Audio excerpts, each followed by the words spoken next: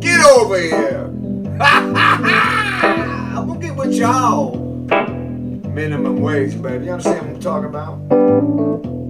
You know I need a lot of loving. I need a lot of love. Hey, hey!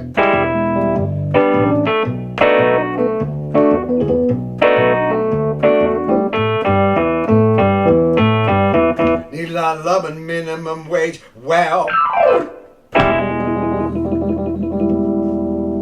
you got me on a minimum wage, baby. How you doing? It's me, Norman. Glad to see y'all. Let me just say this. Boy, am I glad to see you. Now here I am. I'm ready for you. I hope you're ready for me. You know, they call me the lover boy. And you can plainly see, 'cause I'm big and bad and mighty slick. Hey, who hit you with that ugly stick? I said, howdy, sir, howdy, ma'am. I had all the turkey I could stand. So I went upstairs and got a drink. Now that's when I begin to think, ain't nobody bad like me. So I'm giving you to the count of 3 to go out west in Santa Fe.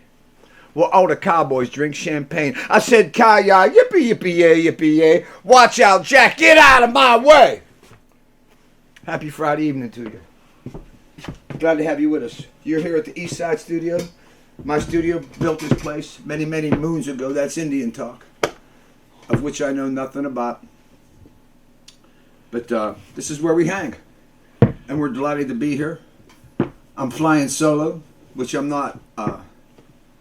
It's not my strong suit to go on totally all by myself. I always like to have one of my boys, my Harrys or Larrys. When I used to play with that, I used to have Harry, Larry, Flo, Carey, and half a fairy. That would be me. But Michael hasn't been with us for a while, Mr. Flo. But he's a good one. You know, I love making fun of Mike Flo. Talk about his big shoulders and his strong back. Big square head on him. Porno star mustache. Love that! I don't know, do porno stars still have to... Is it required to have a mustache for all porno stars? I think it is. I think it is. I'm pretty sure it's what's up. You know, I remember a couple of years ago, my old lady bought me a mustache. I don't know, maybe she was trying to tell me something. How you doing? Hey, we're going to hang, and I don't know what the hell we're going to do. Larry and I had talked about working together on this, and Harry and I had talked together about working on this. But I guess with the social distancing situation, it turned out that the best thing to do was to stand in front of y'all naked. Don't look at me like that. You're scaring me. You know, a lot of times when I'm working in the clubs, I'll look out in the audience and I'll say to somebody, darling, please stop undressing me with your eyes. You're making me very uncomfortable. And then usually, like, whoever I'm saying it to will give me one of these.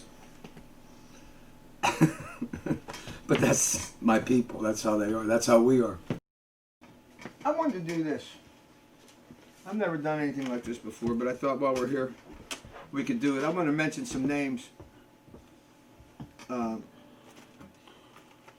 Robbie, Beadman Johns, Nason Gig, Paul Shook, Gary, Guitar Slim Scalise, Warren King, Ronnie Bird Foster, D.T. Dennis Takis, Jay Flores, Gary, Ollie Olson, Floyd Beck, Ralph Caminio, Jeff Bobula, John McGann, Chismo Charles, and last but certainly not least, Mr.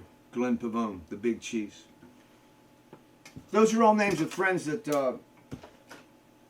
I've lost along the way.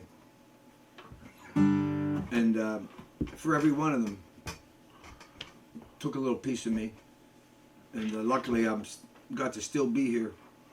But when I think about all those guys and all the crazy and amazing stuff we did together, each of those names, there's a story that I could tell that shouldn't be told, if you know what I'm saying.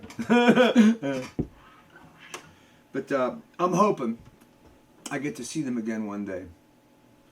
Same as I'm hoping I get to see Art and Nori, who are my parents. Two beautiful first-generation Italian Americans. Arturo and Eleanor.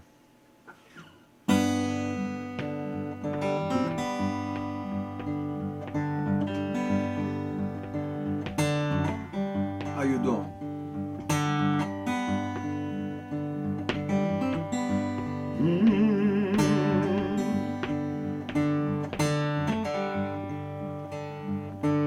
Mother, father, pure of heart, stood by me from the stars. Miss them both, they've been gone. Left me here, keeping on. See 'em when I get there, think I can pay the fare. Heard it's nice up there, see 'em when I get there.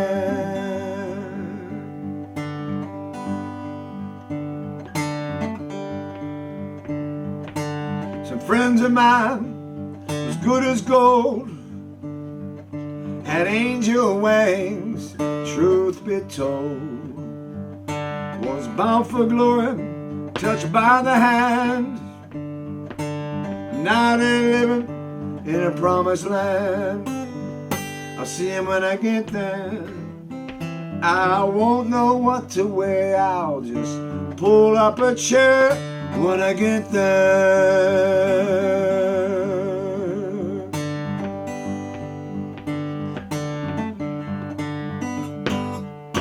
I get where I'm going, I'll be home. No longer will I roam. Life I lived wasn't by the book. I got ghosts back there, tree gets shook. Dungeon door, pearly gates, call my name, will clear my slate. See you when I get there, we'll have a grand affair. Get on a chair when I get there, I'll see you when I get there. We'll throw our hands in the air like we just don't care when I get there. See you when I get there. Well, see you when I get there. See you when I get there. See you when I get there.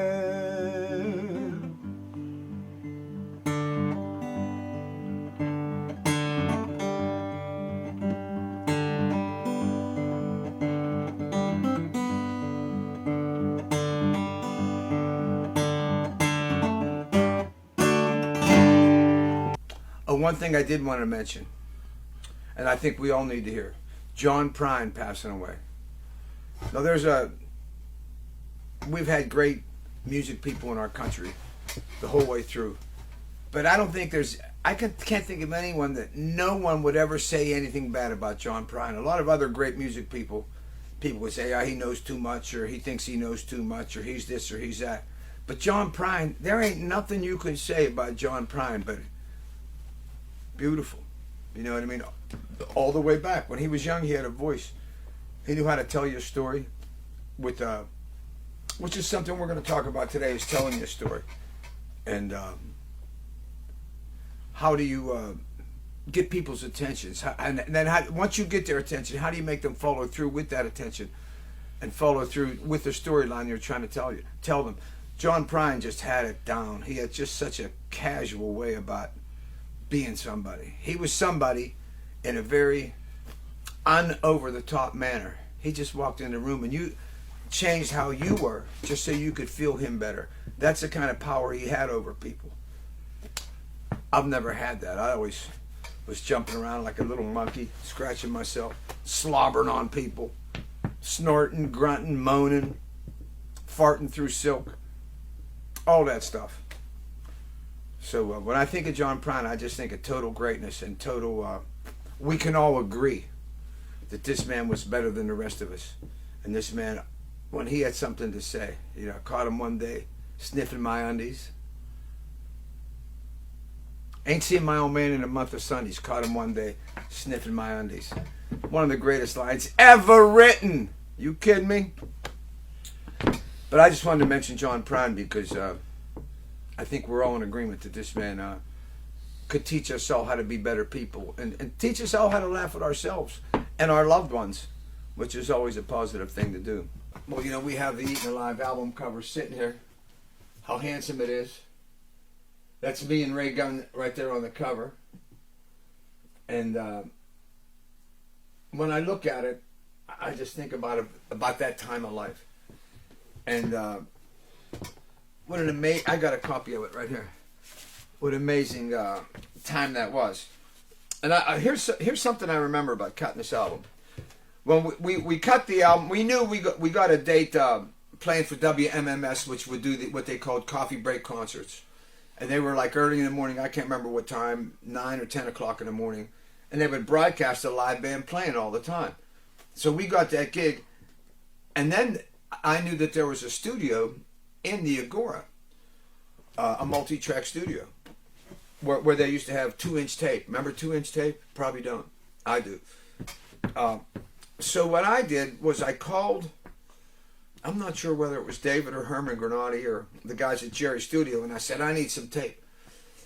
So anyway, I bought a couple of reels of 2-inch tape, and it was the Granati brothers tape that they had used and were done using it. It was all filled with their stuff. And we ended up using that tape, took that to Cleveland. When we left the day before the gig, and I sequestered. See, now our whole country's sequestered right now. I never used the word sequestered before, so I'm having a little trouble saying it. Sequestered. Sequestered. Sequestered. So I sequestered the tigers. And they were animals, honestly. Every goddamn one of them. Think about it. Whitey Cooper. He was kind of like the normal one, if you want to say. I mean, I don't know. I know that sounds crazy to say, but maybe he was the most normal of the Tigers. Paul Shook, who was just an amazing. Every time I think of him, I just smile because he had them pretty blue eyes. One of the prettiest Polish boys ever walked the planet. Clumsy as an ox. He'd come in stumbling, knocking over. He had them pointy goddamn rock and roll shoes on. He'd trip over stuff, knock things over. Women would come over and help him up and tell him how cute he was and how nice his arms and chest looked. I never had none of that shit going for me. But I respected that he did. Nason Gig, Bull Balls, who was really half man, half animal, and just really a piece of work. He and I got along really good together. And Mr. Ray Gunn, who was the first Tiger. And so I sequestered the guys. We all stayed in the room. I probably got a couple 6-packs or a half a case or a case, and we just drank beer and smoked joints. Smoking joints would keep the Tigers pretty calm. And we had to do that. You know, you had to sedate these young honcho bucks of boys. Leather pants. Strong desires to be around others and strong desires to mess with the women folk. But I kept them sequestered in a room. And we all behaved really well that night. Not like some other stories that I have where I was sequestered and I didn't stay sequestered. I snuck out like a little monkey into the night on the streets of L.A. Ended up doing the Dick Clark show. But that's another story. Well, anyway, we went in and we just did this record. And I don't even think we even thought about being a record. You know, we didn't even think much about... We were recording what we did. We were documenting who we were at the time. And at the time, I knew that people were really excited about us and what we were doing and where we were playing. But I didn't feel that it was... I didn't know. I didn't think it was world class. I just thought we were just being another rock band and having fun and doing our way of making rock and roll. Pittsburgh, east side of Pittsburgh.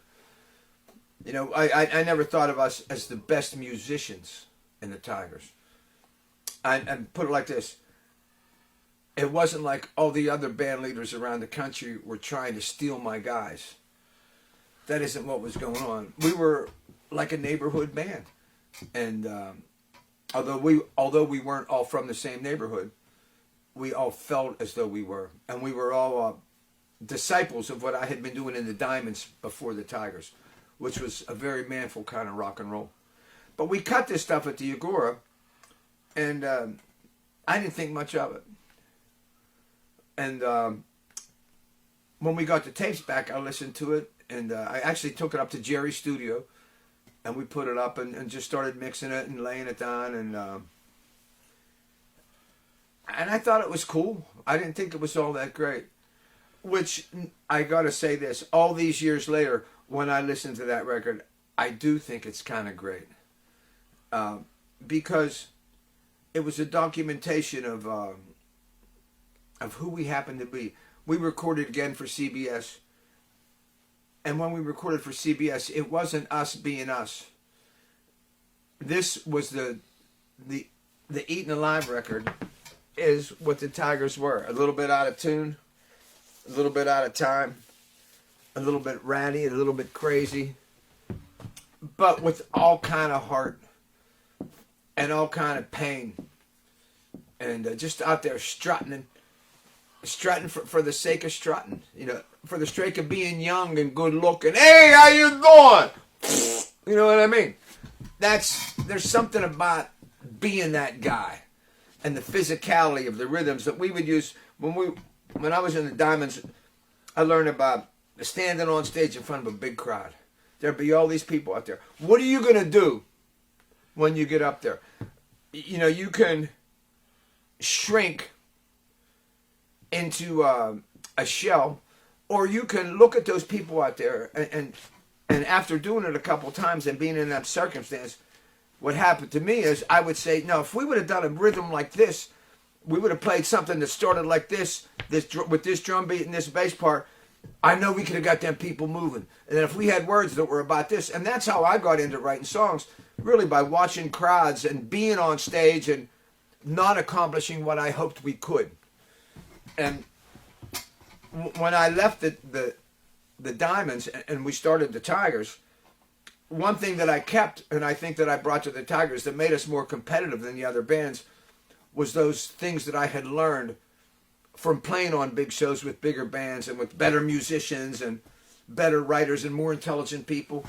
Because we were doing all that crap. But what I was learning was what the crowds wanted was this certain beat and this certain feel and this young physicality.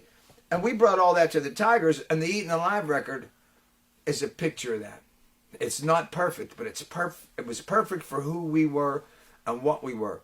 So in my mind, this Eaten Alive album that we did all those years ago, it came out in 1981, really is something special. And I know when we finished when we cut it, the first song on the album, which was Rock and Roll Man, they missed it, recorded it. So we actually had to cut that in the studio to get it to go along with the rest of the album. And then I know the Burning Up, the tape wasn't even rolling when we started playing the song, but we put it on there anyway because you can do that on live albums because you're catching magic. You're like that nerd out there with the butterfly net trying to catch your butterfly. What a great time it was. Around 1973, this crazy guy started a studio in East Liberty. It was called Fox Studio, and once I heard about it, I went down there to hang out, and I realized that there might be a chance for me to do some things there. I was playing with Robbie Johns and Bubs McKay. We had like a little lounge band, and we were playing downtown. And when I got in the studio, I didn't really have the kind of skills that a lot of other guys did, but I had skills that I could do. That I could write lead sheets, and I could play bass. I could play a little bit of keys. I could play a little bit of guitar, pedal steel. I could play, and so I would get all the grub work, and I was kind of like, and the janitor work as well. And it was really cool because there was a lot of musicians were coming in there and hanging, and I got to watch once again like Peter Ulick, Ronnie Bird Foster, McKay, Frank Zori, Warren King, Cordell Dudley, who was playing with Billy Cox, who had been playing with Jimi Hendrix. They came and they were rehearsing at the studio. Remember Little Latin Loop-de-Loo? There was a guy named Johnny Thunder that had a record called Little Latin Loop-de-Loo. He came there, Grace Slick. And I remember, this is a great time. I don't know if I've ever talked about this. But when I'm working at that studio, a lot of the record company promotion guys would hang out there. And we were all getting high together. I mean, that's just the way it was. You know, a lot of reefer, powder, all that crap. And I remember, like, the Columbia rep was hanging out at the studio, and he said, we want to put a party on, and we want to just play a song. And we had never heard of this before. And like, what's up with this? And the guy said, we have this new artist that we think is going to be huge. And he's working on his new album, and it's taken a long time, longer than we had expected. But we have this song that we want everyone to hear that's going to tell everybody about this new guy who's going to be the new wonderful rock and roll cat. The song was Born to Run, and the artist was Bruce Springsteen. And they put a party together just so people could come in and sit in the studio and hear the song Born to Run. I mean, what a different time in American music history. I mean, I don't even think record companies have promo guys anymore. You know, but every company had a promo guy, and every promo guy knew all the locals and knew all the stations. All the people that ran the stations used to come to our studio and hang out. And we'd all just get high together, and just bullshit and spend time just talking about music and listening. And I was talking to my buddy Ron Chavis, who was a DJ for the station, YDD, I think it was called, and I did his theme song back then. But there was a huge innocence in the record business, and a huge innocence to some bad things, you know, like casual drug use was normal, and it led to a lot of people screwing up. But that was part of how we all came to realize that hard drugs are hard drugs, and you got to be cool, you know. But that we learned it the hard way, and I guess every generation does. But I'm just talking about how it was with our generation. But that was all at Fox Studio, and it was really an education into music business. I had played in lounge bands, which I hated, and cover bands and all that, and hanging out that studio was my start of finding out there was a business, and there were people who were in the business, and you could know these people because they were people just like you were people. She dragged herself off the bed and walked to the kitchen door. Stood there thinking about the hole in her soul until she couldn't take it no more. Ran out of the house, threw her hands to the sky, looked up to the heavens, and started to cry. Now she's standing in a Pennsylvania rain. Sorry. It's pouring down, washing away her pain. She got so much hurt deep in her heart. Now all she needs is a fresh start. Those blue yesterdays are going down the drain as she's standing in a Pennsylvania rain. She pulled off a back road and turned up her radio. I forgot the words. She pulled off the back road and turned up her radio. She sang along to her favorite song as she opened up her door. Then she started dancing on a double yellow line, and she knew in that moment everything would be fine. Now she's dancing in a Pennsylvania rain, pouring down, washing away her pain. She had so much hurt deep in her heart. Now she's getting her fresh start. Those blue yesterdays are going down the drain as she's standing in a Pennsylvania rain. When it's raining in these mountains, everything turns green. Starting life all over. It happens every spring. Now you can hear that girl sing. She's out there dancing in the midnight air. Cars are driving by and she don't care.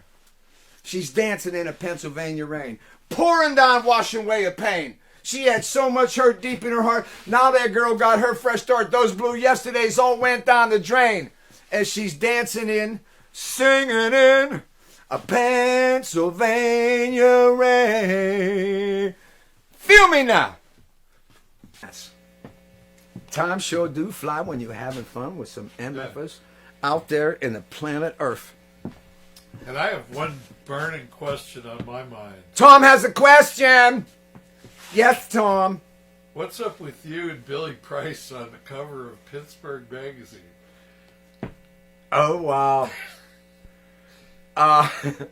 Tom's showing me that picture. And that picture is me playing this guitar before it went bad. Well, it was brand new, and I guess I was still pretty brand new then too. And that's me having a perm in my hair. Billy Price is looking pretty young. Billy was looking young too, and Billy was hot at the time, you know. But I remember I had a perm in my hair, and my dad didn't like it, so I never got one again. Because I come to Sunday dinner at the house, and he's like, "Dude, what's wrong with you? What'd you do there? You shouldn't. That ain't right."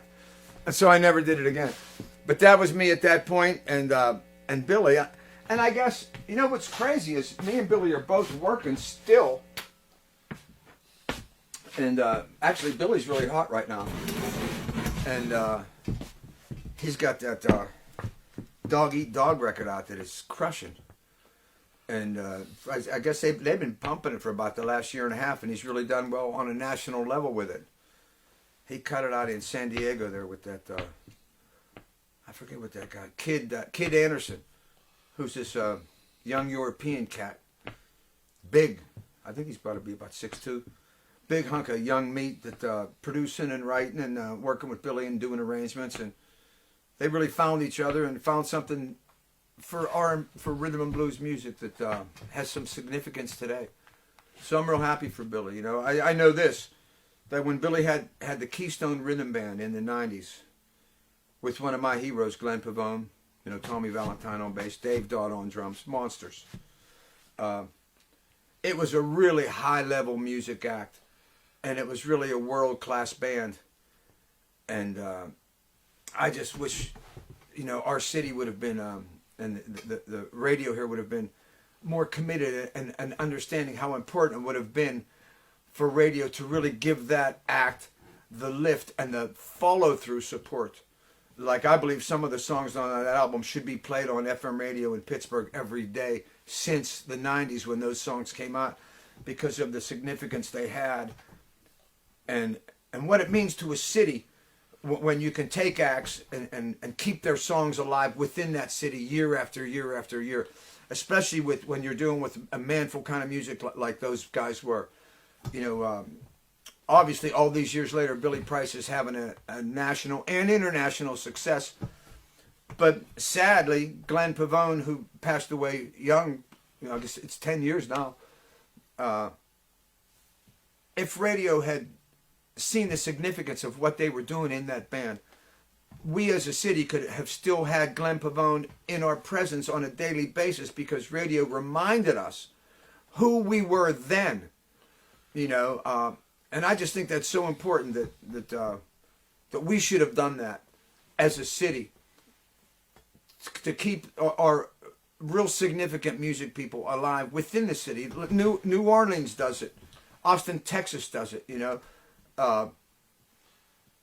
Chicago does it. I just wish we were the type of city and had the type of radio intelligence to understand what that means to the culture of the city, and for the young musicians. If you don't have that there, the young guys don't have any heroes that they can look to. You live in Jersey, you got Bruce Springsteen, you got Southside Johnny, you got John Bon Jovi, you got those guys that grew up there, that lived there, and when their music is kept alive, for some kid who's 14 years old right now, he knows who he is through the music of Bruce and Southside and Johnny Monge.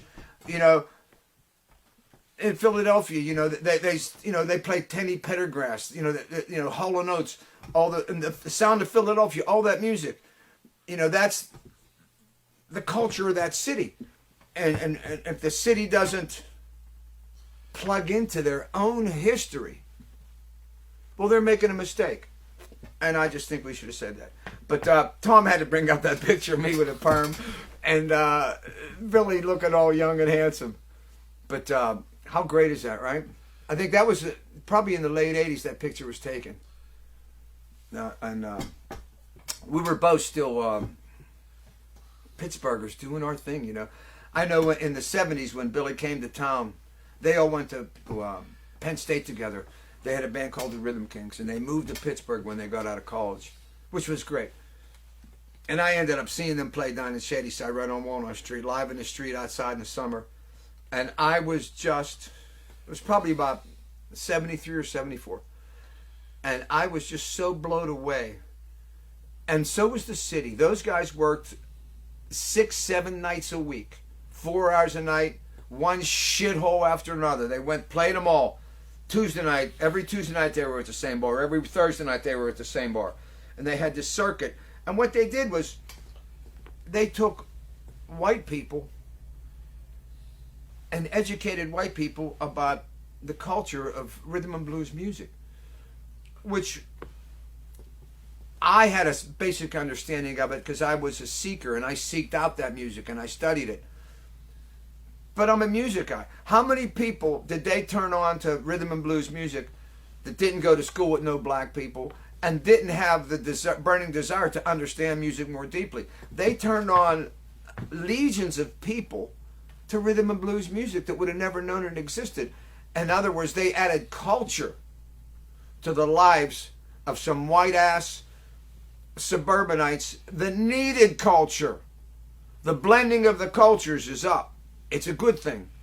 People that tell you it isn't, they ain't thinking smart. Well, she found it in my stash, and she knows how to use it.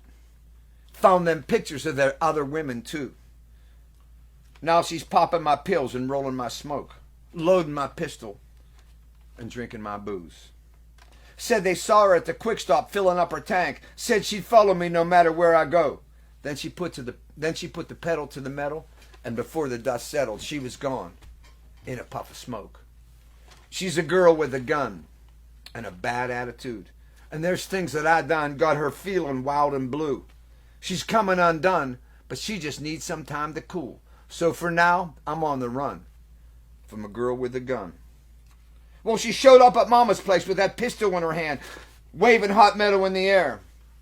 Daddy locked the door and laid down on the floor. Mama hid down beneath the basement stairs. So I come busting out the side door and made it to my truck. Started rolling down the road in the wink of an eye. But that redhead was so hot that she took a shot, hit the taillight on the passenger side. She's a girl with a gun and a bad attitude. And there's things that I done got her feeling wild and blue. She's coming undone. She just needs some time to cool. But for now, I'm on the run from a girl with a gun. So I'm ripping down the highway and I look in my review and I see that redhead closing in on me. She's all hot up on my stash and I'm running out of gas. Looks like she got me up a tree. So I pull a quick right turn and she just rolls on straight and there's a cop sitting by the underpass. And when he pulls me over, he says, "Son, you should be going slower. Why was you going so fast?" I said, "There's a girl with a gun and a bad attitude. And there's things I done got her feeling wild and blue. She's coming undone, but she just needs some time to cool. So for now, I'm on the run from a girl with a gun." Bada boom! Stories. You know, it's just this guy, this chick, she found his stash, and in his stash was his gun, pictures, naked pictures of other women. Shouldn't have done that. His booze, his reefer, some pills, all that. And just a story to be told. Speaking of stories to be told, here's something that when I wrote this, I thought, and I know this sounds crazy.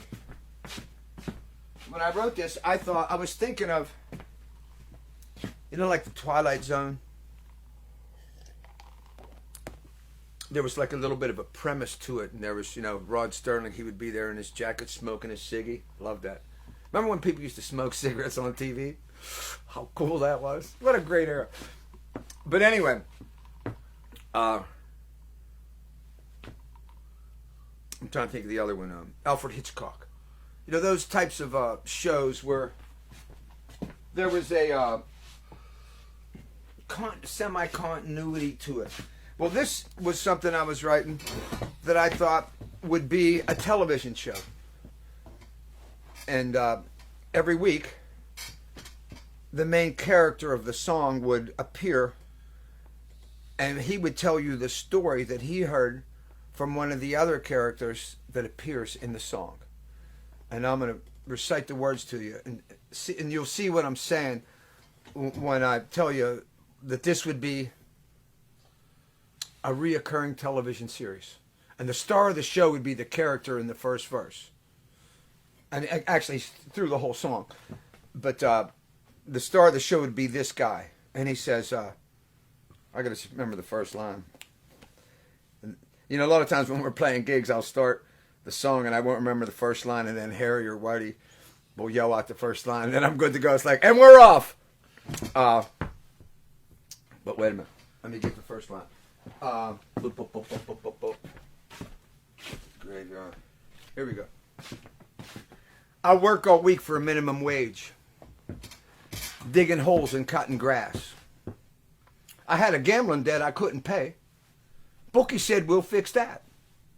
So every now and then I might get a call to lay a body down double deep, back off the road where only thorn bushes grow. It's a secret that I keep.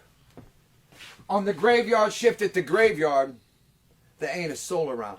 And this pick and shovel don't hardly make no sound.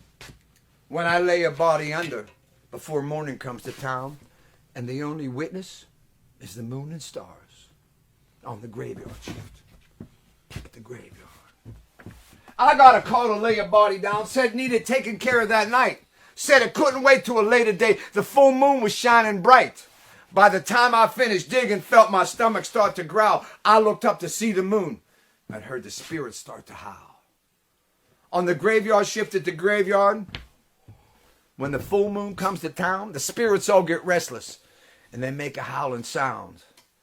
Then it gets a ghostly quiet when morning comes to town. And the only witness is the moon and stars on the graveyard shift at the graveyard. I could hear the voices of all souls been denied, a tombstone and a proper grave on a grassy green hillside, where friends and family gather, bow their heads to pray.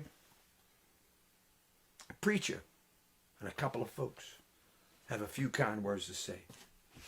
On the graveyard shift at the graveyard, there ain't a soul around. Except that on those evenings, the full moon comes to town. You can hear the spirits howling for all souls left unfound. And the only witness is the moon and stars on the graveyard shift at the graveyard. Bada boom. And what my thing for the television show would be, the guy that works at the graveyard every week, he would tell you a story about one of the spirits of the people buried back off the road where only thorn bushes grow. He would tell you why and how he became someone that didn't have the grave, the burial with the tombstone and everybody praying and all that, because he effed up and he did things he shouldn't have done, or life treated him bad or whatever. But that's the premise of the show, is that this guy would tell the story, each story of all these so-called losers that didn't make it to have their own tombstone and be in the graveyard in a legitimate fashion. That was my idea, anyway. Hey, I've never actually done that song live either, but I like it.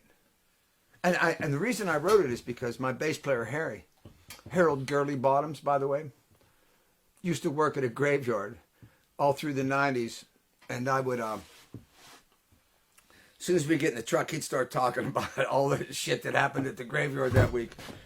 And it got to the point where it's like, all right, dude, okay. And he'd be talking about this and that and who they buried. And he would talk about these real cool names of people that were died in the 1800s and stuff. And he talked, I forget the guy's name, but he talked about a guy that was killed during the Civil War. And he would talk about how he's past his grave and say hello to him every day and stuff. But that got me thinking about that particular song, The Graveyard Shift at the Graveyard. I was lucky enough to meet Willie Dixon back in the 70s, in the early 70s. And I only got to hang with him, for maybe an hour. I got to watch him work, and then I helped him roadie out and just glued myself to his side because I just wanted to feel him And I got to say this about me. I've met a lot of really cool blues people. But meeting Willie Dixon was like meeting a family member that you hadn't known before. He was so warm, so gentle, and so nice, and so respectful. It was just like really cool. And right around the same time I met Big Mama Thornton, and I ended up playing with Big Mama Thornton. I'm slobbering. And I ended up playing with Big Mama Thornton. And Big Mama Thornton was the opposite of Willie Dixon.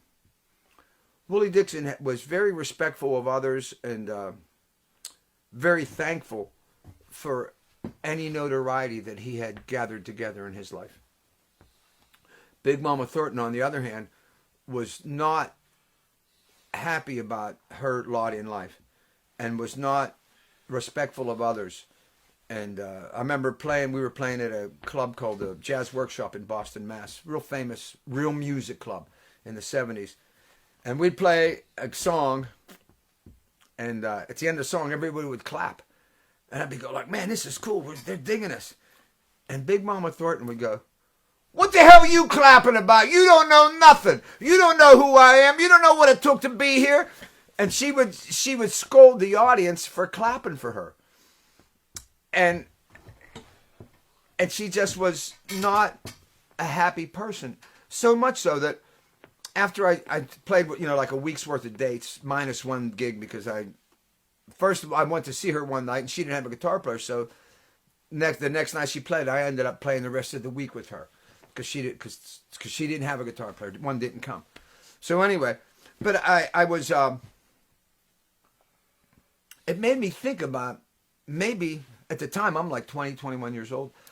I'm thinking, well, maybe I don't want to do these blues. Maybe I don't understand this. I don't understand the anger that she had. I was just thankful that people showed up and paid a cover charge and sat and enjoyed the things and clapped at the end of the songs. To me, that was way more than enough of a reward for what I was offering. But to her, it wasn't anywhere near enough. And watching her be who she was, at least at that moment in her life, it made me think I should think about not being into the blues because I don't understand this. Not long after that, I met Willie Dixon. And I thought, isn't he a gentleman? Isn't he a kind soul? Doesn't he just seem happy for the simple life that he lives and just, going out, and when people clap, he smiles and thanks them. And I thought that made so much sense to me because that seemed like a life well lived and a good design, life plan design. So, being a young guy, I'm just rubbing up against, I just wanted to rub up against these people that I had heard of and read about.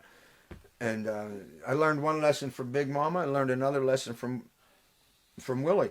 And somewhere in the middle of all that, all those thoughts, and to this day, they're still running around in my head, helping me decide who I need to become, who I've been, where am I going, and what should I be thankful for? What should I be angry about? Is it okay to be angry? And I've decided it is. There's nothing wrong. When I think about Big Mama Thornton, at that time, I couldn't understand that anger.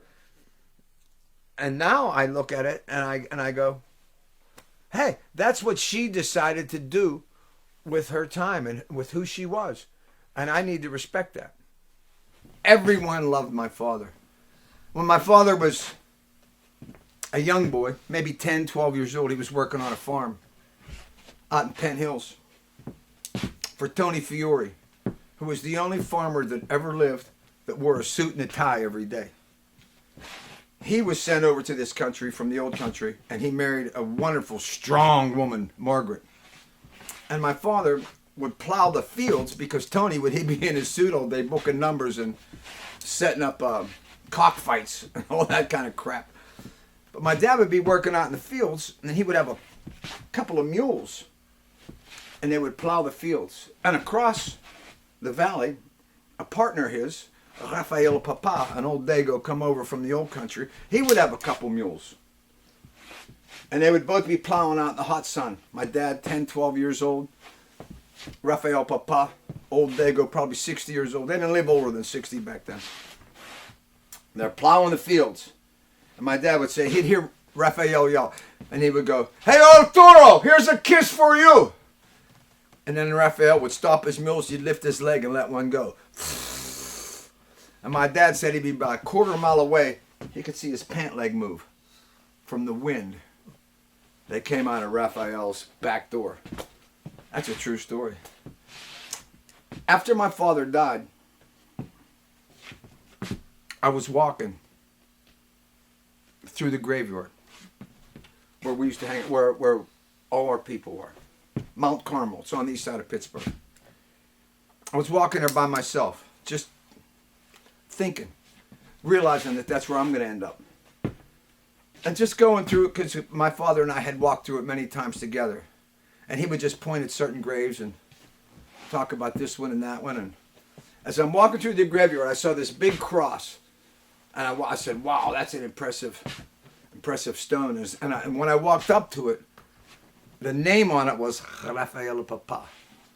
The guy that used to fart for my father, I saw his beautiful memorial. And I was just thought like, oh my God, how cool was this? I got this giant smile on my guinea face. And I thought, man, I wish my old man was here with me right now. We had our arms around each other. I was just saying to my father, we'd be going to a party or something. This was later in life. We'd be going to hang out at a party. And I'd say to him, Papa, when we get to the party, I'm going to put my arm around you. And I'm going to say, you see this guy here? I'm the fruit of his loins.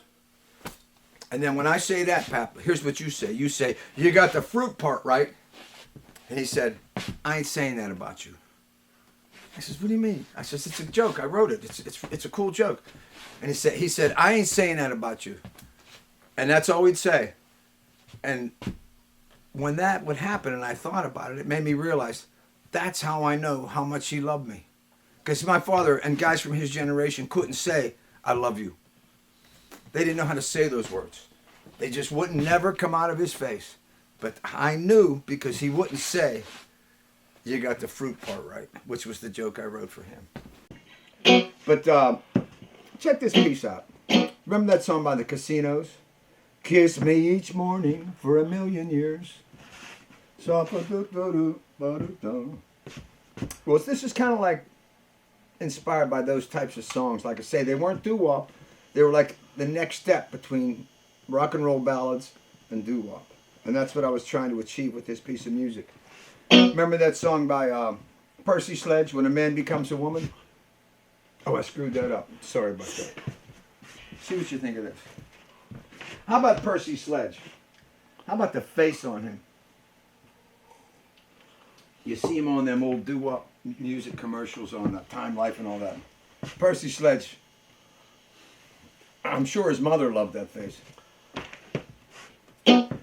See what you think of this piece. How you doing?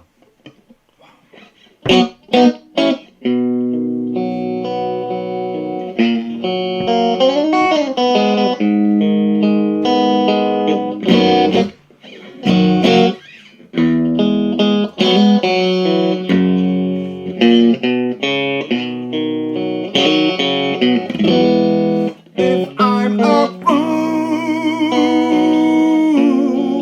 for loving you,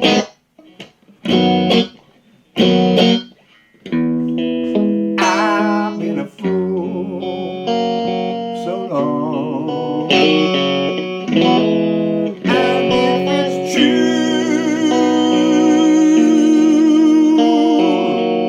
what they say about love, it just keeps on getting stronger.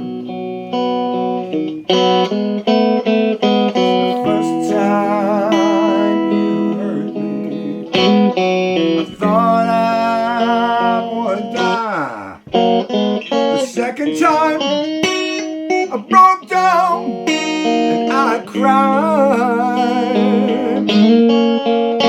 Third time you hurt me, I played it cool. I guess I'm 3 times your fool.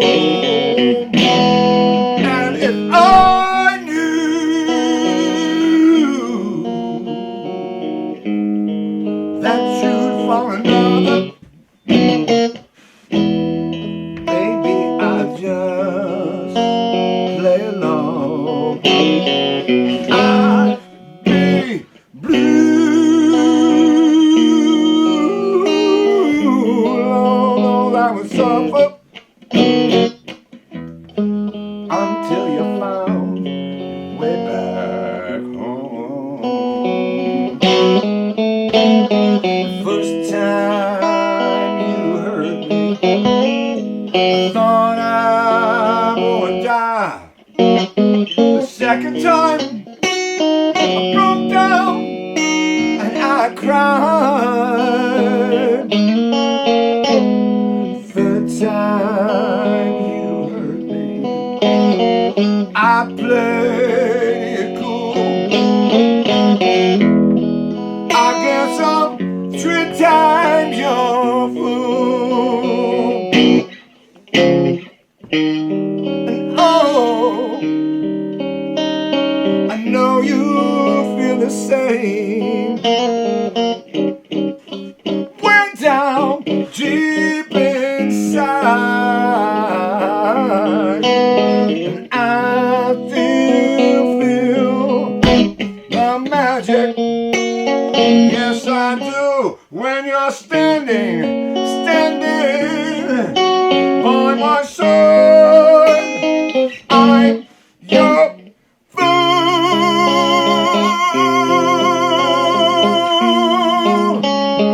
Well, 3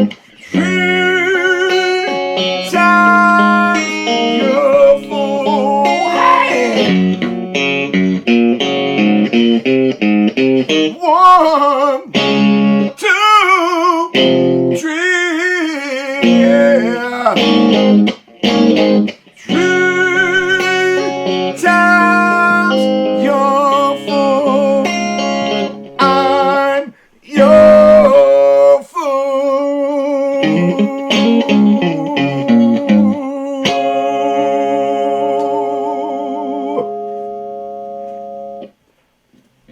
Send it out to Marcia.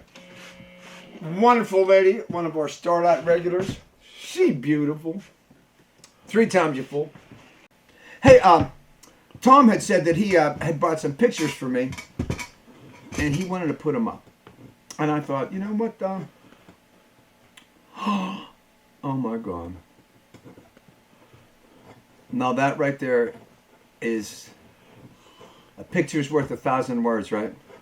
Southside Johnny sitting on Hood's lap. I don't know if it was Tuesday, Wednesday. Hood passed away. And Hood has been with the Jukes, I don't know, 30 years, easy. And ain't no one ever didn't like Hood. And if you know Southside Johnny, wonderful cat.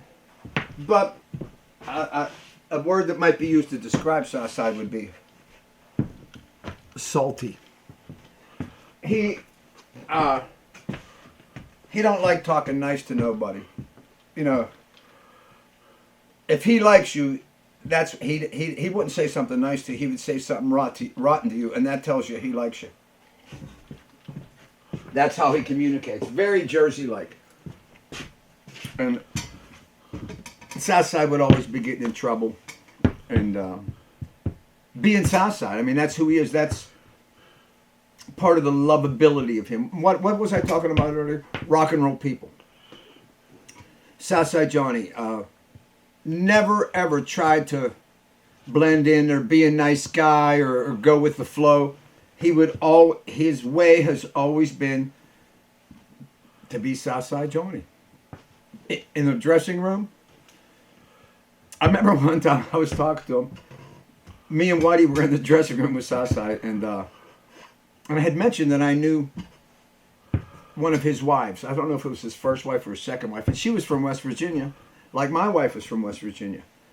And I mentioned to him, I said, and her name was Betty, and I said, yeah, I knew Betty. I was a good friend of hers. And he goes, that's it. And he throws me out of his dressing room. He goes, get the hell out of here. I want him out of here right now. And he threw me out of his dressing room because I mentioned one of his old wives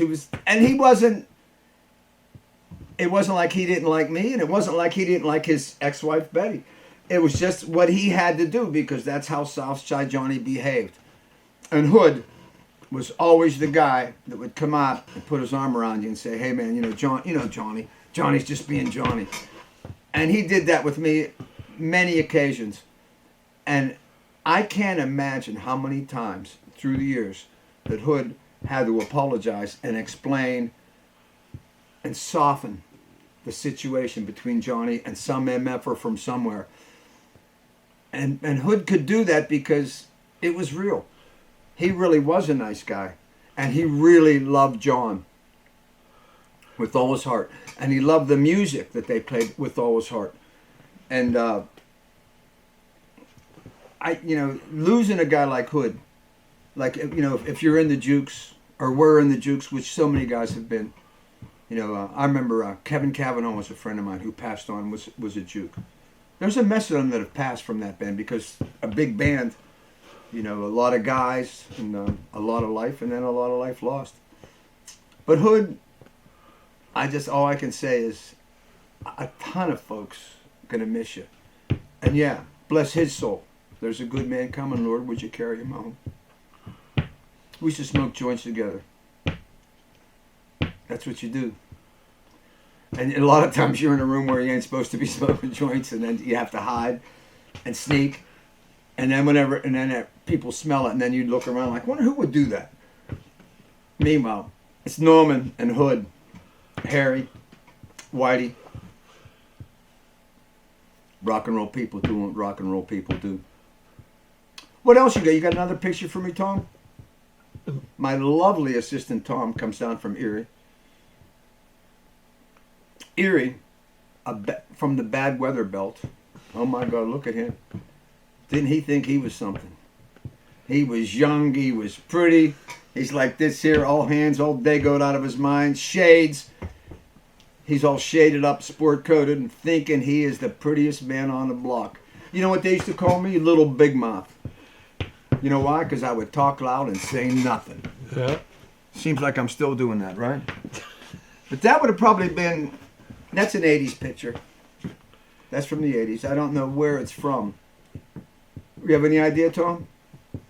I just randomly found these. It looks that like was a real Vegas. That was a real Vegas. Tom says that was a real Vegas picture, and oh yeah, it really was. And you can tell it's probably a big room. The way the background is set. It's probably from a big stage. Might have been an Agora shot or Stanley Theater shot. We did a ton of shitholes constantly because we were that band that always worked. Some bands only take the gravy gigs. We were never that band. I never wanted to be that guy. I never wanted to not work because, it's better for business to not play and appear like you only do big concerts. There's bands that do that. And God bless them. And it can be a good business plan. But what I've said, and I've said it here maybe today already, and I'll probably say it every week, the more you play, the better you play. And real rock and roll people want to live the life. Part of the reward of being a rock and roll guy is living the rock and roll life. Doing the dates, one after the other, good and bad. Taking them shit gigs. Oh my God. That looks, I can't see it real well, but that looks like Cleveland to me. It looks like a backstage at Cleveland. That might be the Pirates Cove.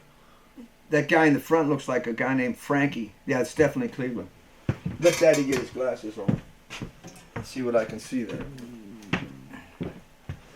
Yeah, there's Nason. Oh my God, that's definitely Cleveland. There's George Duffy from the Baloney Heads. Tommy Nardini. I knew that little guy there. I forget what the hell his name was. There's probably somebody from Steve Bader's bands, the Dead Boys, in there. It might have been one or two of them. What a great picture, right? That's a rock and roll shot. And that's definitely from the 80s. That was us being us, hanging with the rock and roll people. That's who the Tigers were. We knew everybody, and we hung with them. And there's a couple of these publicity shots that I really liked. These were shot by a photographer from California, and I can't remember his name. But I believe these two shots are from Rankin. And they were for the Norman Nardini and the Tigers album, the first record we did for CBS. They were all pretty much all shot in black and white, that whole wall. Yeah, there's a whole lot of those in that This picture collection. here is shot right in front of 2413 Waverly, where Rocky and Vinny live to this day. I sold that building to Rocky, I guess, about 10, 15 years ago. And they've been there since. And that is right in the tracks. That was, if you went to that place now, there's a wall, like a sound wall between the old Waverly house and the railroad tracks. They put up this wall to keep the noise down from the railroad tracks. And that isn't there in this picture. But yeah, that's a really cool shot. And that was from the time we did that first CBS record, Norman Nardini and the Tigers. Also from the same... Yeah, this was another one that... you guys are all wearing the same stuff. That's Right. This looks like Rankin on the top of the hill. They're looking down now where the old blast furnace used to be. And that was a great little band there, the Tigers. You know, that was just... It was more like a street gang of rough knucklehead cats that worked together.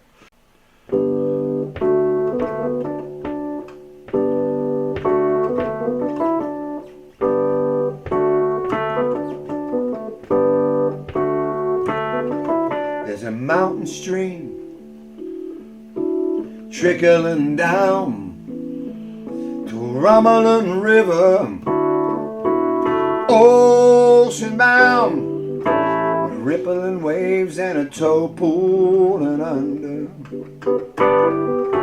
We're living in a world with all its wonder. Under a yellow sun, in a pale blue sky, couple gray clouds just drifted by. And a minute ago it was rain, lightning and thunder. We're living in a world with all its wonder. The wonder of it all, four winds blow. The wonder of it all, the colors of the rainbow.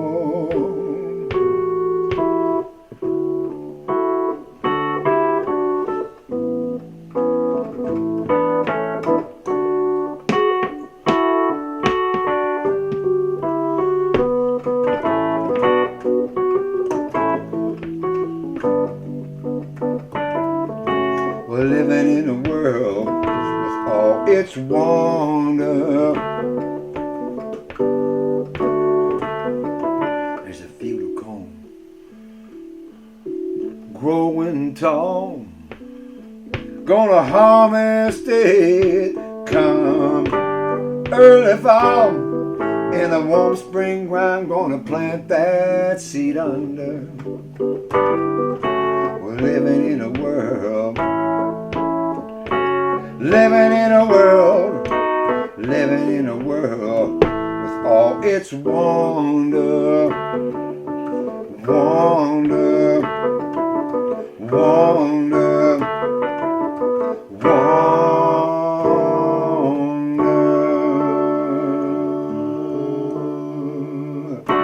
Wonder! How you doing? Took a train into the city when we got out of jail. Ended up at Banger's place. Just glad we all made bail. So Bobby starts to tying off. He's going to drive a nail. And after we all left the room, you could hear him start to wail. Bobby falls face down flat on the hardwood. Banger picked him up, slapped him hard as he could. Me and Fish and Lenny headed out of town. Banger left the country, and Bobby's underground. I was just along for the ride. It's part of my past, there ain't no denying. And looking back now, I'm just glad I survived. Sitting shotgun while the devil did the driving. Reno told me all about the things that he'd done. Robbed the Brinks truck for $500,000. Mac knew what he did, but he couldn't shut up when he was eating peels and drinking Coke and rum. So Reno told Donnie, drop the hammer, and for the last 30 years, Reno's been in the slammer. Donnie disappeared into thin air. And every time I think of Mac, I say a prayer. I was just along for the ride. It's part of my past, there ain't no denying. And looking back now, I'm just glad I survived. Sitting shotgun while the devil did the driving. Memphis Mo was on a roll when he pulled into town. Hold up at my studio, and word soon got around. Memphis had a taste for blow when he was mixing sound. He disrespected Tone one night. Tone swore he'd shoot him down. Tone pulled the trigger. Mo's blood started pouring. Cops was at my door 6 o'clock in the morning. From a bullet in his back, Memphis lost his life. The judge gave Tone 20, but he got out in 9. I was just along for the ride. It's part of my past. Ain't no denying. And looking back now, I'm just glad I survived. Sitting shotgun while the devil did the driving. The devil did the driving. That's a song from the Notorious record. And all true stories, all names changed to protect the guilty.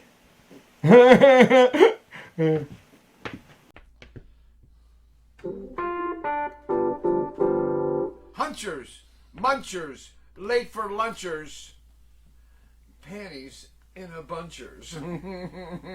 Glad to have you with us. Hey, I'm the Manful Handful, and I want to get with all of y'all. I can't stand myself no more. I can't stand myself no more. I like to get up off the floor. Let me say a little more. Let me say a little more.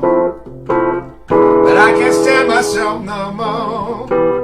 I wasn't good when times was good. I wasn't good when times was good. Ran all over the neighborhood, doing things I am not a should.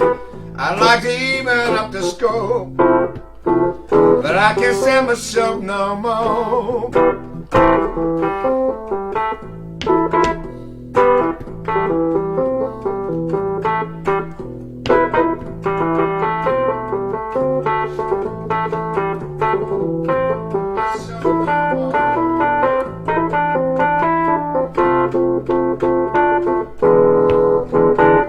I'd like to even up the score, but I can't stand myself anymore.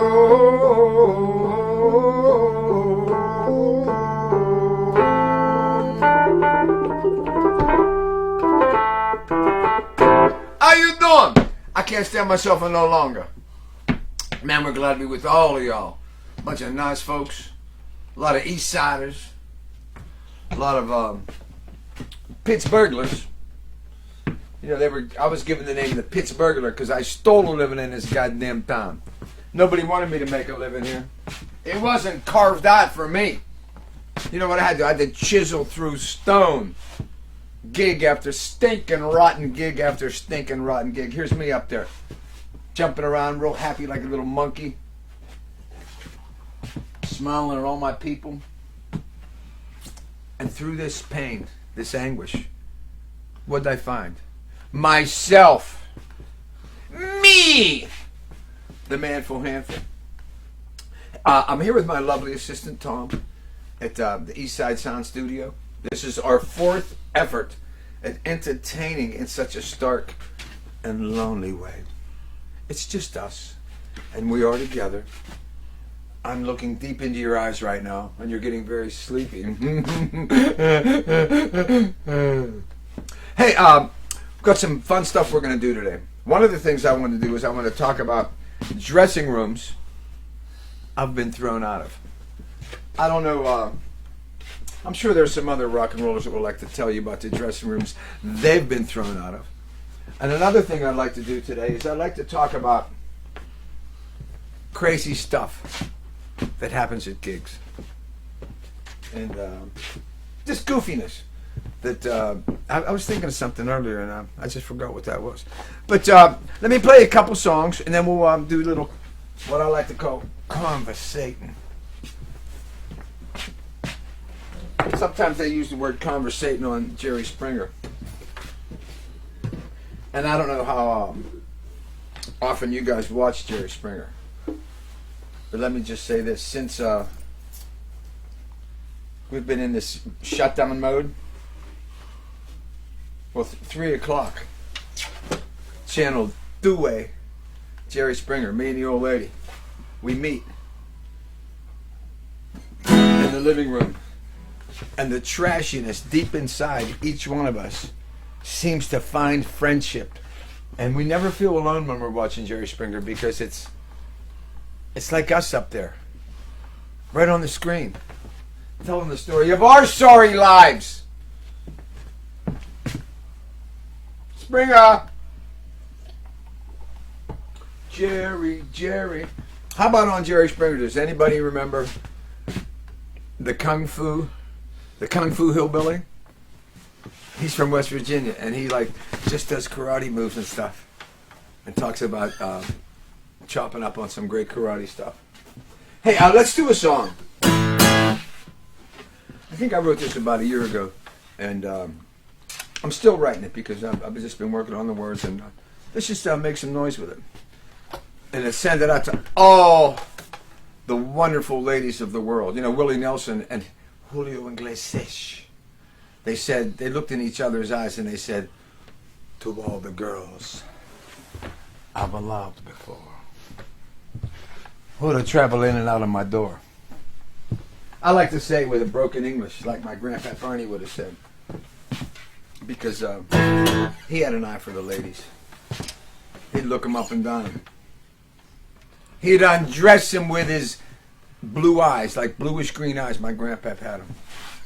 And you know what's crazy? Now, my cousin Dookie, Larry Nardini's first brother, underneath Larry, Dookie, he has those same eyes that Grandpa Bernie had. Beautiful. How you doing? She had men, plenty of them. Things never seemed to work out. Took on a woman one time back in college where she was living wild. Might have had a threesome or two. Now all she wants to hear is the blues. Well, she had money, lots of it when she made up with that man. He had a woman that he kept on the side, that him and that bitch just up and ran, took all that money with him too. Now all she wants to hear is the blues. Well, yeah, the bending and moaning and bad of the boning takes the pain away. Yeah, the throw and a show and a saxophone blowing put a big smile on her face. She found religion for a minute, then she found something else. Come in a bottle, pour out a glass, and it ain't no goddamn good for your health. After she's had a few, all she wants to hear is the blues. Here come the last verse. See if you like it. She had a daughter, looked just like her. You should see that girl dance. She get out on the floor, ain't one of them young fellas even stands a chance. She put on them dancing shoes, and all she wants to hear is the blues. Yeah, the swinging and singing and guitars ringing, gets her to feeling alright. Well, the timing of the rhyming is so sublime, they keep her on the floor all night. And all she wants to hear, just like her mother dear, all she wants to hear is the blues. Hear the blues. Now. a number for you. Love that stuff. All those straight rock beats. You know how many great songs with them straight type beats have been written over the years? Your old Stones. Back to your honky tonk women. Another one them Southern boys did. Keep them in the hands of yourself. Right? You know, that was good stuff. Love that. Tom liked that. He liked that record a lot. Well, who didn't like that record? In fact, that whole album was The Faces. You know, those kinds of bands. Rock and roll bands, you know what I mean? That's what, that rock and roll, that's the difference. Then you got, then they brought in these bands like Styx. Lady from the moon. I always wanted to smack that guy. I didn't want to, I just wanted to, like, backhand him. Just like, would you quit belly moaning about Lady? Go out and get yourself a little, you ain't have to moan about her. She wasn't no goddamn good anyway.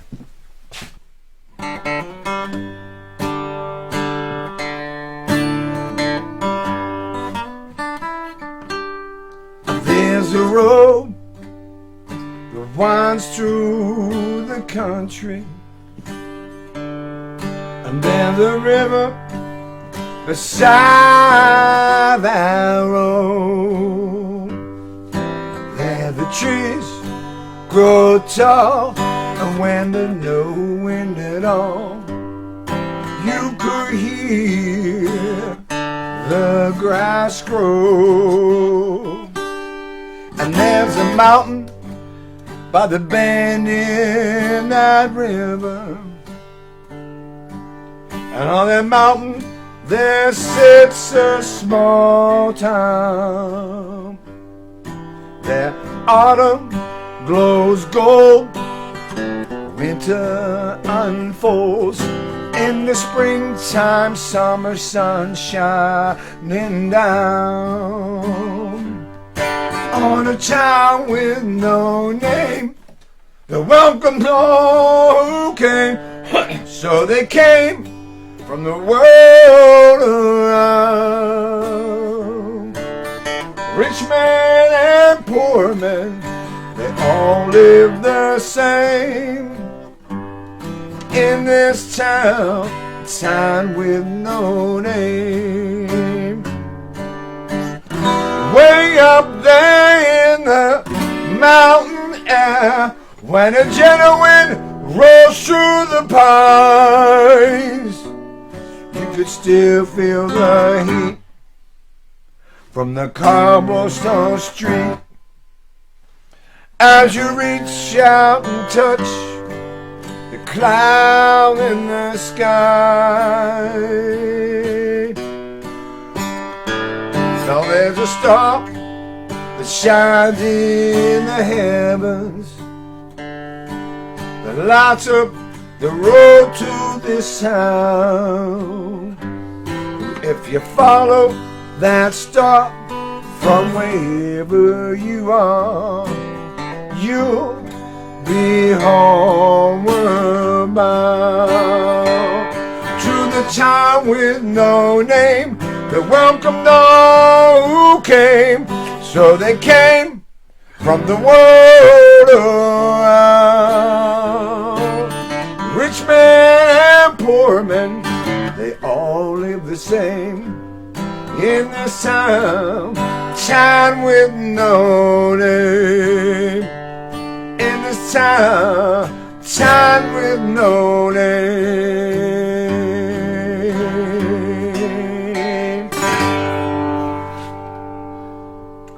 Town with no name. How you doing? That number there was played to a lovely 3/4 time beat, waltz beat, the most romantic tempo of all. 4/4, you know, everything's in 4/4. But when you go 3/4, you're going like tight pants, square-toed shoes, powdered wigs, silken shirts with a lot of ruffles, and you're walking up to the ladies and bowing, And when the ladies see you when you're playing 3/4 time, you know what they do? They come up to the end of the stage and they go like this. They curtsy! Whatever happened to the goddamn curtsy? When I was a kid, girls would curtsy. Just that word itself, curtsy, right? I love that. When you're a boy, curtsy, it's like, almost like, yeah. You kidding me? Seeing a pretty little girl curtsying, and then you're thinking, well, she's curtsying just for me. I must be special. Hey, one thing we want to do today is we want to thank you for getting with us. Now, my lovely assistant Tom, he had a little trouble getting his makeup on today, and getting into his dress was rough, but we got him all set up, and he's looking like $500,000. Oh, there he goes. Beach blanket, baby. He's over there giving me that big smile. Hey, we want to thank you for tuning in with us and hopefully giving us a chance to entertain you. And I've got to tell you this. I've been watching, well, let's not say watching. Let me say what I say to my old lady when she's looking out the door and seeing the neighbors. Snooping. I've been snoop dogging on other people that are doing live stream things, just to see what up. What do you got in your shorts? What's people bringing? And I've come to notice this, Tom. What we're doing is a little freakish, and I haven't seen anyone approaching these entertainment situations the same way we are, and that's good news. That means that we are still black, dark sheep, cast away from the others. We approach it just a little bit differently. We come in real smiles, real nice, and we take our hand down low and then reach it around and grab a handful of ass cake. And you're either like, oh, hello, doll, or you're like, get out of here. One way or the other, we're just a little, can I use the word, different. Around the same time, playing with the same guys. I was playing Hammond organ at the time, and I probably played guitar on a couple songs. I wasn't very good at either. But everybody else in the band was high-level cats. Robbie Johns was a great drummer. I think the second best rock and roll drummer we had in town. At that time, Bert Foster was automatically so world-class. Robbie Johns was rubbing up, get him! And we had Gary Gentile, who had amazing musical skills, plus he was real handsome, plus he sang his Corleones off, okay? Then McKeag and Frank, who were both, to this day, the highest level singers in time. So we got this gig, and I think it was from a friend McKeag's, a kid from Squirrel Hill, Danny Freeman, got us one gig at Miami University, and I think it was 1970, and it was playing at a concert, opening up the show at Miami University for the Chambers Brothers. Time has come today, whoa. And they would do, that was their hit. But then they would do, people get ready, there's a train. They would do like Curtis Mayfield tunes and just soulful stuff. And this is important, when rock and roll was the language of our culture. This was a time that people my age, people born in the 1950s, late 40s, we remember when rock and roll was, just like my parents remember when swing music was the language of our country in the 40s and in the early 1950s. And think about this. In the 1940s, the swing bands like Glenn Miller and all those cats, they were touring the country. But out west, Bob Wills and the Texas Playboys were swinging their own kind of swing. So one way or another, they were swinging. And then when our generation came, we were rocking, but we get this gig down in Miami, Florida, and it was great. And it paid like, I don't even know, like you couldn't even say the word $1,000. Something like that, but at that time that was a lot of money, and to us it was even more. So we get this gig, and at the time, Robbie Johns, the bead man, was still in like ninth grade or something, because he was the youngest of us.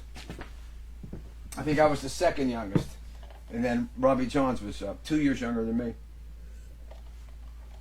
And we get this gig, and we're like, we got it. Everybody's like, dude, we're going to Florida. Are you kidding me? This is going to be killer. And it was like, well, Bead Man can't go because he's still in high school. It's like, Bead, well, what are you going to do? He says, don't worry about it. And so whenever it came time to leave, Bead Man just got in the truck, and he never went back to school the rest of his life. It was like $1,000 gig in Florida with the Chambers Brothers was that life-changing experience for the Bead Man and for us all. But that was all the motivation Bead Man needed to quit high school was to do this tape. And I do remember standing on the side of the stage and watching the Chambers Brothers work after our set, and just enjoying it. And I remember thinking, here's me. I have the same feeling inside me that a 7-year-old kid that lives in the country has when the circus comes to town or when the county fair comes. And he's at the county fair, and it's Saturday night, and he's there with he's there with his family or friends, and he just thinks he never wants this moment to end. And that's the same. And I was thinking at that, I remember standing there thinking, I'm like that kid at the county fair. I just never want this to stop. This is the pinnacle of my life. How crazy is that, right? But anyway, while we were in Florida, we were driving around a lot looking for alligators and insects, and then we made a destination tribute run to Coconut Grove, Florida. Beautiful little artsy town. And guess what we did there? We went looking for Fred Neil, the amazing 12-string guitar player. Lucy, everybody's talking at him. The guy that wrote Everybody's Talking at Me. We went looking for him. And we thought if we would meet him, maybe he'd let us be his backup band and help us move to Florida. But how crazy. We didn't find Fred Neil, but we found the joint he was working down there. And it was in this little town. It was called Coconut Grove. And it was like an artist community. Kind of like Shady Side used to be in Pittsburgh, where there were shops and like places to eat good food, and girls would get dressed up and come and just stand around, and then losers like myself would come around and just like look at the ladies and look at the art and try to blend in and say I'm a part of this part of society. But we never found Fred Neil. I don't know if you guys ever got into Fred, but he had an album called Bleecker and McDougal.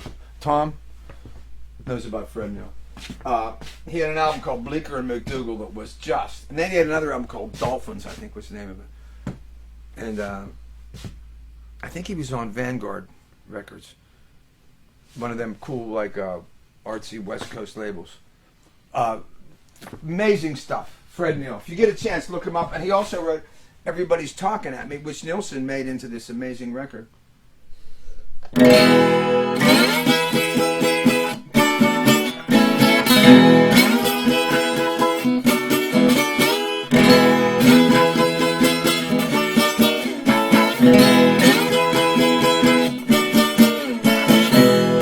How you doing? Hey. Are you ready? Ready, Freddy? To go uptown and rock and roll? Are you ready? Ready, Freddy? Tell me, what are you waiting for? She got you look down right and it's out of sight, out of control, out of control. Are you ready?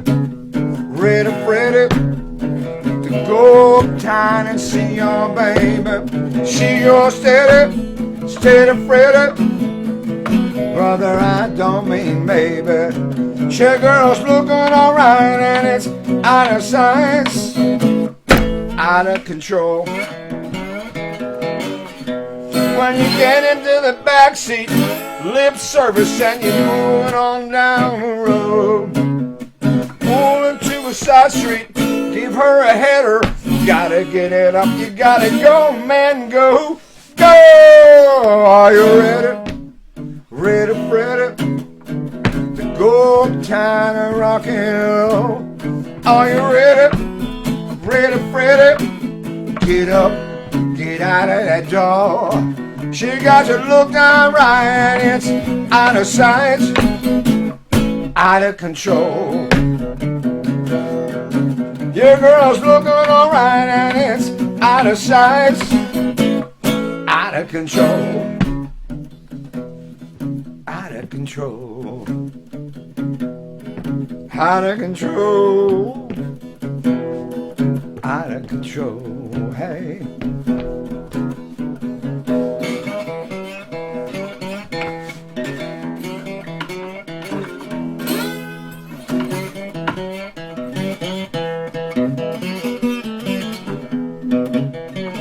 Ready, set, go, man, go. Ready, set, go, man, go. Ready, set, go, man, go. Ready, set, go, man, go. Go, man, go. Go, man, go. Hey, hey.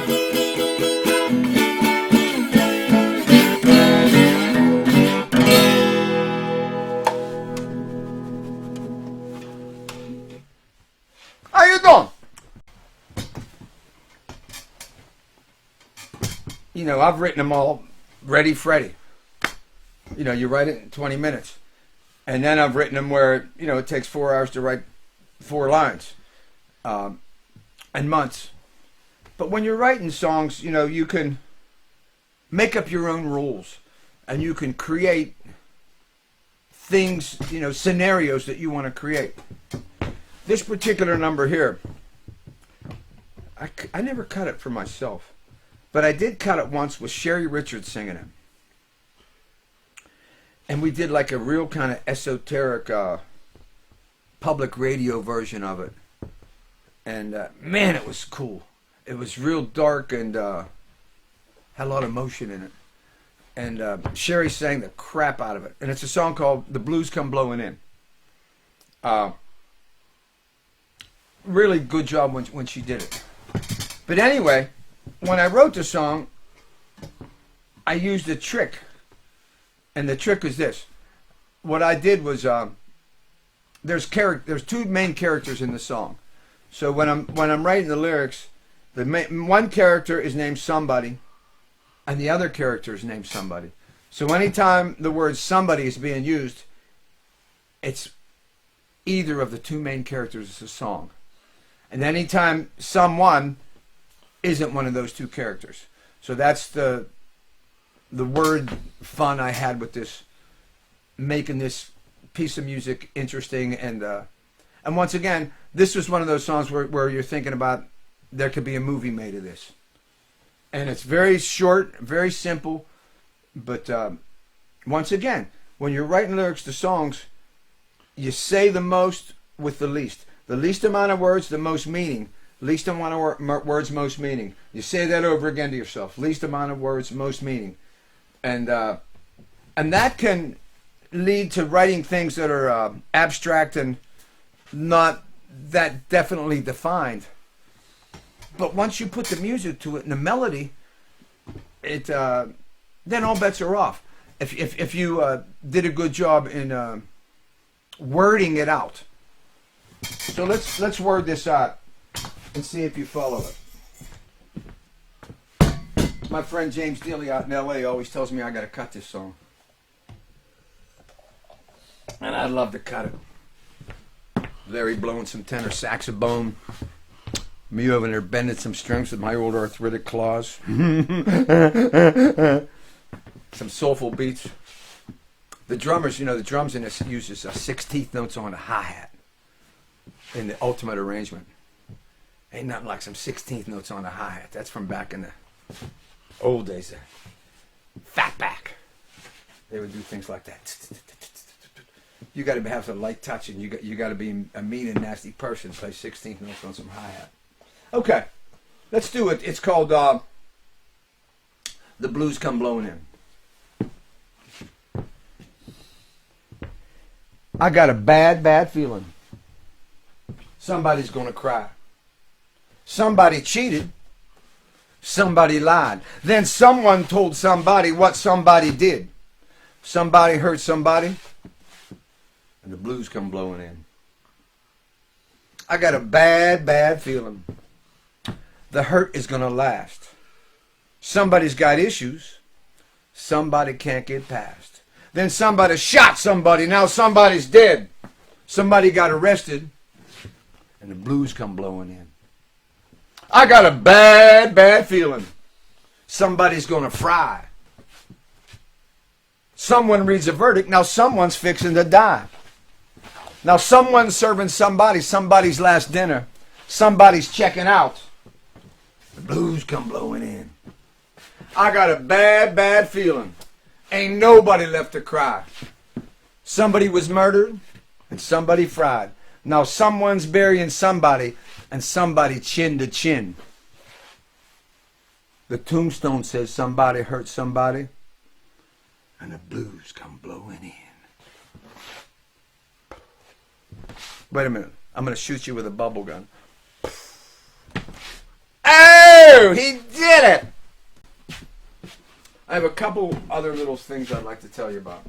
And both of them involve Warren King. Once again, we didn't get thrown out of this dressing room, but we should have. We were playing in Boston. We were on tour with the Radiators out of New Orleans. Really cool band. And we did a mess of shows with them, a couple weeks, like from Chicago up to Boston, then down through the East Coast and all that. And we were doing this show in Boston, and Warren got all effed up. And we were like in this one big room, and they just had a couple little dividers, like paper dividers, between our room and the dressing room. And Warren got all effed up, and he just starts talking about how he can't stand the Radiators, how their guitar players are punks, and how he'd like to beat their asses, and their whole band was candy ass, and they wasn't shit. And he's talking this shit the whole night between the dressing rooms, and they could hear every word he was saying. And I'm trying to get him to calm, and he was just gone. But it was kind of fantastic to be a part of it. Meanwhile, I'm trying to like tamp it all down and keep it civil. But Warren was just on one of those rolls. Here's another Warren. This was in the 70s, and we were in the Diamonds, and we were playing at a sports arena in Toledo, Ohio, opening for Frank Zappa. And this is before things backstage were real developed and controlling, and the way things are today, it's like some corporation buys the tour and runs the whole backstage and every ticket and every backstage pass. This is all way before all that happened. It's in the 70s. So what happens is the people that were bringing the food in, the caterers, brought in the food, and we're looking for Frank Zappa's dressing room. And Warren King said, "Follow me." And he brought them to our dressing room. And they put all of Frank Zappa's food in our dressing room, and we just started eating it. We were young and idiots. Truly idiots. And we got in a lot of trouble for that. And then at the end of the gig, we're like out in the truck or wherever waiting to go. And in this like sports arena kind of a thing, I don't know what team they have up there. It must have been some kind of minor league hockey team or something. We were in the dressing room where we had stolen all the food and just ravaged it all. Warren's standing in this room right in front of the bathroom taking a piss in a drain pipe. And when he's doing it, the caretaker of the backstage comes in and sees him pissing into this drain pipe instead of in the bathroom, and goes insane and chases him out the building. And we weren't thrown out of that dressing room. We were thrown out of that building and that town. And they says, "You'll never play Toledo again. It's kind of fantastic.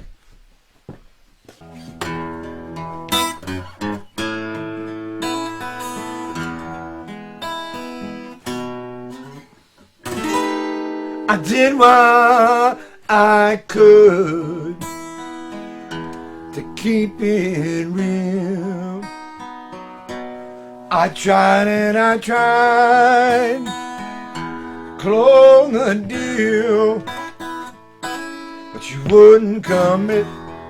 I must admit, I got tired of trying, so you go your way, I go mine.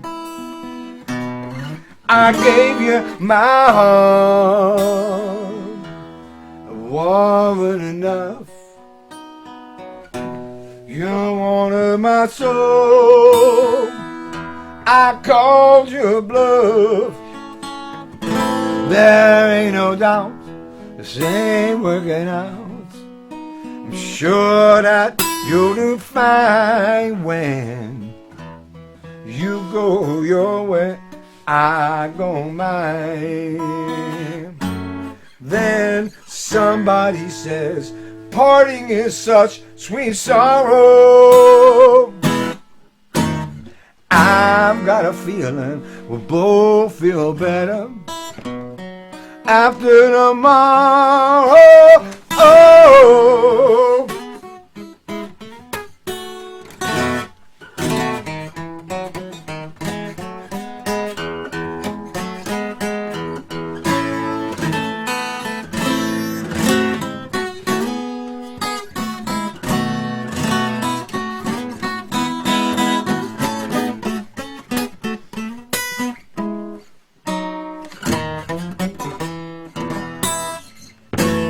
Then somebody says, parting is such sweet sorrow. I've got a feeling we'll both feel better after tomorrow. You played the part as well as you could, but the truth of it is, you never understood. Wanted it all, felt you withdraw. I'll be sure and drop you a line when you go your way, I go mine. When you go your way, yeah, I go mine. When you go your way, when you go your way, I'll go mine.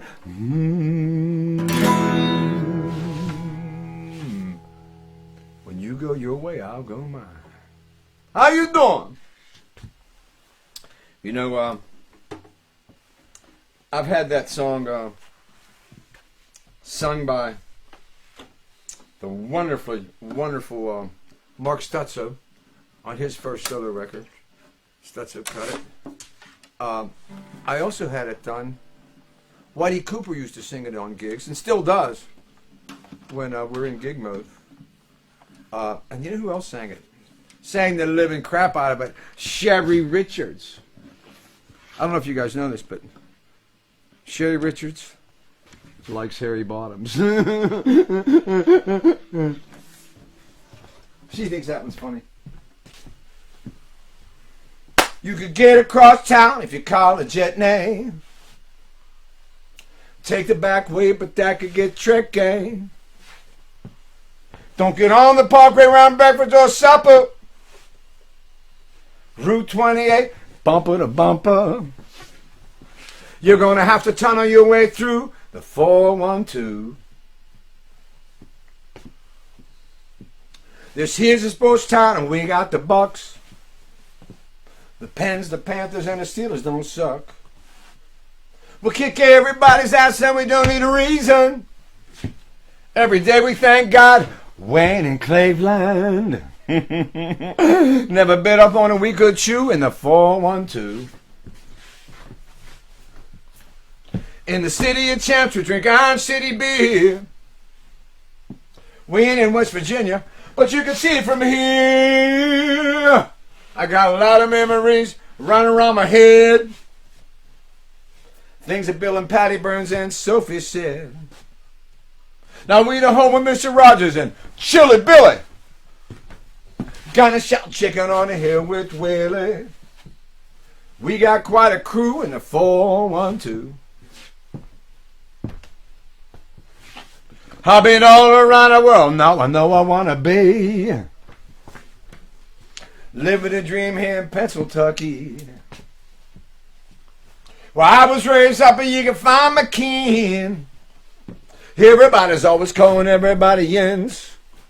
3 rivers running through Mount Washington view. Folks like me and you. That's the 411 on the 412. 412, 412, 412, 412. Well, pretty good, right? I'm starting to slobber at the end. Now we got a show. You know, what I tell you before, it ain't a gig until I can smell myself. Yeah. Smells like an old guinea right there. Little pasta basil, little onion. Little mustard. My dad taught me how to eat mustard. My dad get all drunk. He wanted to put some mustard on a tomato. He couldn't figure out how to get the mustard out of the jar onto the tomato. He was too drunk to figure it out. So first he tried to pour the mustard out. If it wasn't enough in there to come out like that, he'd take the tomato and he'd stuff it in the jar. And when he stuffed it in the jar, it would explode and go all over the kitchen and like little seeds stick to the wall and all that crap. And I just thought that was normal. Or he'd like take the steak. He said, how do I get the mustard on a steak? He couldn't figure it out, so he'd take the steak and stuff it in the mustard jar. And then he'd just pull it out and just start eating like that. I thought that was normal. And for us, it was as normal as you can imagine because it happened every day. It wasn't like this happened once a week. This was the day. When my dad got home from work, he would be tuned up. And he was phenomenal. Idolized him. Idolized him. And when he would go to the Steeler games, he would go with all his other old Dago buddies. And they would be real cold down there. Pitt Stadium up on a hill. Cardiac, what do they call it? Cardiac hill or something like that. Because it was top. By the time you walked there, you had your heart attack. So they would go up there and all these old Dagos. And one of the Dagos would have a skin bag. And in that skin bag, he would have some Dago red wine. And my dad said he was so proficient, so excellent with the skin bag, that he could shoot a shot of ween, a couple 3 seats, 2 rows down, right into your mouth, and you wouldn't miss a drop. He says early in the game, he said he'd like it be a little sloppy, you could make a little spill. He says, but after he got a belly full, he says he didn't miss a shot. He says, you'd be down there and say, hit me! He said this old Dago go like this. He says the goddamn shell would come right across and hit you right in the mouth. You could close your eyes. That's talent. My old man would brag about that. We were raised on Steeler football. We were raised. I know why Pittsburgh is like it is. You know, one time I was working down in Nashville, and this guy comes up to me. I was working for him, for his club. He says to me, dude, you're a ringer. He says, you're a ringer. He says, I don't make many like you. You're a freak. You were born to do this shit. I says, I was. And he says, welcome to Nashville, a music town with a sports problem. And I says, well, I'm from Pittsburgh, a sports town with a music problem. We got a big laugh out of that. Hunchers, munchers, late for lunchers, and panties in a bunchers.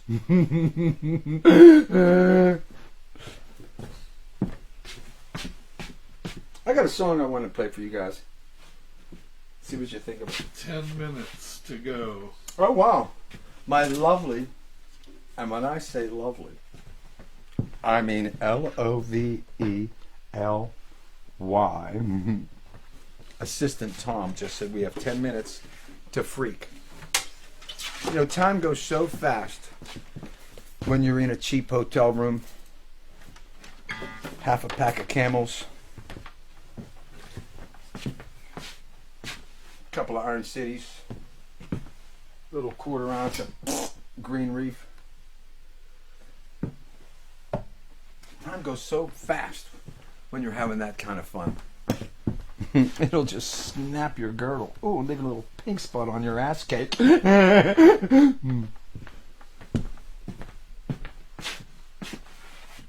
Did you ever write a song that you're ashamed of? You might have, right? Well, I've written quite a few. There's that one I wrote sitting on the toilet back in Asbury Park. You know the one I'm talking about. Oh, you late night lifers. You've heard me play it. I usually don't play it till about 1:30 in the morning because I wait for all the nice people to go home. Then when all that's left is my people, then I bring out songs that ain't right, that I shouldn't have written, that I would never play for my mother. And if someone told my mother I wrote that, I would deny it. I'd say, Mom, are you kidding me? I can't write a song. I wouldn't have written that if I had. I would never admit it to her. But this song, I'm very embarrassed about being associated with it. When I play this song, my shamometer, that's how I measure my shame, with a shamometer. My shamometer, through the roof, read all the way up, all the way to the top, pulsating, boom, boom, shame, shame, shame, shame, shame, shame. And you know why I have shame? Because my mother raised me right.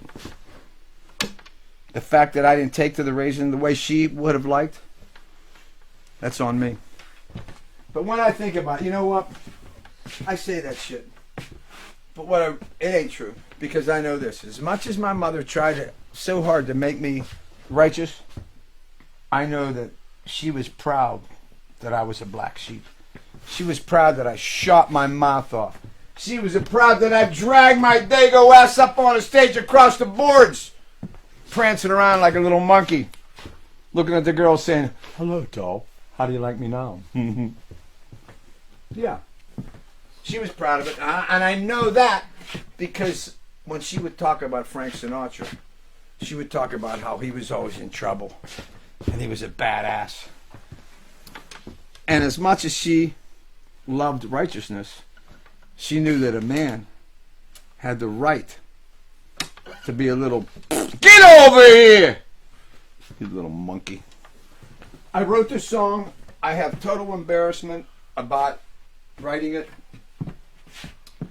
But if you hear it and you know anybody that would like to sing it, I'll suit it up right for them. I'll put it on them. I'll shorten it up in the crotch, shorten it up in the ankle, and I think they might look good walking down the street singing a number just like this. You ready?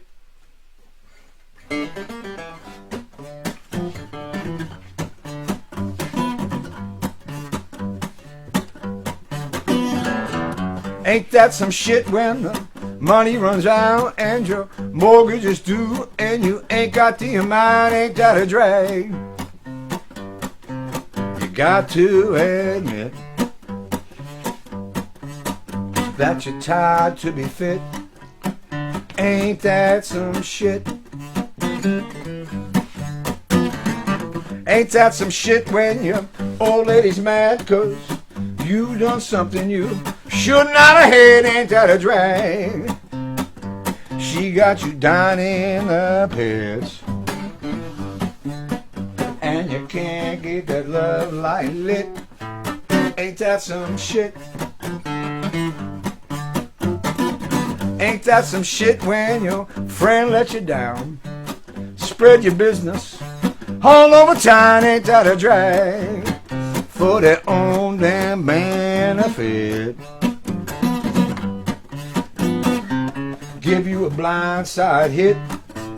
Ain't that some shit? We're gonna sing it here. Help me. Ain't that some shit? Ain't that some shit filled up a bag from a big old pile of it up to the nipple of the tit. Ain't that some shit? How do you like it so far? I didn't think so. Ain't that some shit when you come to realize what them politicians tell you ain't nothing but life? Ain't that a drag? You know you'd like to comment, but you just be wasting your spit. Ain't that some shit? How about this here?